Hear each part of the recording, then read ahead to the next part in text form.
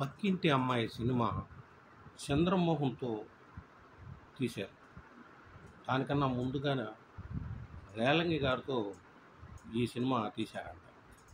ఆ సినిమాలో రేలంగి, అంజలీదేవి గారు నటించారు. ఆ సినిమాలో ఏఎం రాజా గారు పాడిన ఒక చక్కని పాట చాలా కమ్మగా ఆనందం కలిగించేటట్టుగా ఉంది. ఆయన గాత్రం చాలా అద్భుతంగా ఉంది.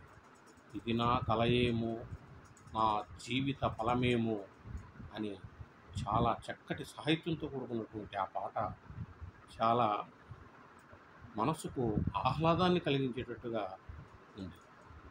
మనం ఆ పాటను ఆస్వాదిస్తే మనకు మనస్సు ఎంతో స్వాంతన కలిగించేటట్టుగా ఆ పాట మనకు వీణుల విందు అంటారే, ఆ విధంగా ఉంటుందని అనిపిస్తుంది.